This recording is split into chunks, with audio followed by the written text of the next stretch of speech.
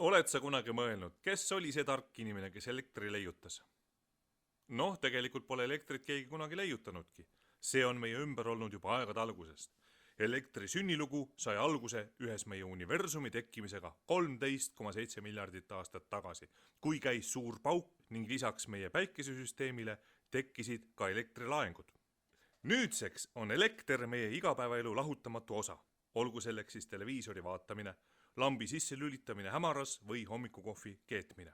Aga tegelikult ei piirdu elekter ainult seadmetega, mida kasutame, vaid see hoiab elus ka meie keha. Ilma elektrita ei töötaks meie aju ning meie ei saaks kasutada mitte ühtki oma lihast. Aga mis üldse on elekter? Ma kohe seletan. Kogu meid ümbritsev mateeria koosneb aatomitest, milles positiivselt laetud tuuma ümber tiirlevad negatiivselt laetud elektronid. Elektrivoolu korral, näiteks elektrijuhtmes, hakkavad elektronid ühes suunas liikuma. Kõige esimesteks elektri kui nähtuse uurijateks võib pidada kreeklasi, kes umbes 2000 aastat tagasi merevaiku karusnaha külge hõõrudes avastasid staatilise elektri. 19. sajandil algas elektrienergia võidukäik. Vilja hakkasid kandma katsetused, muutmaks elektrit erinevateks energialiikideks, näiteks kineetiliseks energiaks ja valgusenergiaks.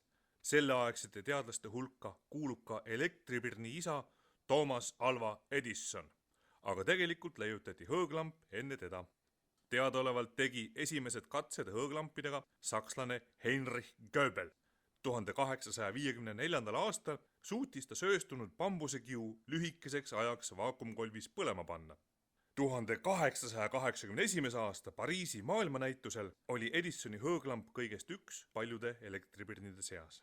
Leiutajad keskendusid üldiselt hõõglambi arendamisele ja jätsid vooluallika ning juhtmete arendamise unarusse. Arvukate abiliste armee osava juhtimise abil õnnestus Edisonil lühikese ajaga välja töötada maailma parim generaator. 1882. aasta 4. septembril süttis tänu Edisonile New Yorgis korraga 400 elektripirni. Järgnevatel aastatel ujutas elektrivalgus üle terve maakera. Kui tavalise elektripirni eluiga kestab mõned kuud, siis kõige vanem siiani veel põlev elektripirn on aga 112 aastane.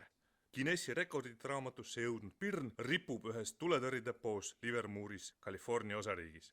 Tegu on 60-vatise pirniga, mis peaks juba ammu läbi põlenud olema. Kuidas pirn on nii kaua järjest põleda suutnud, on siiamaani mõistatus.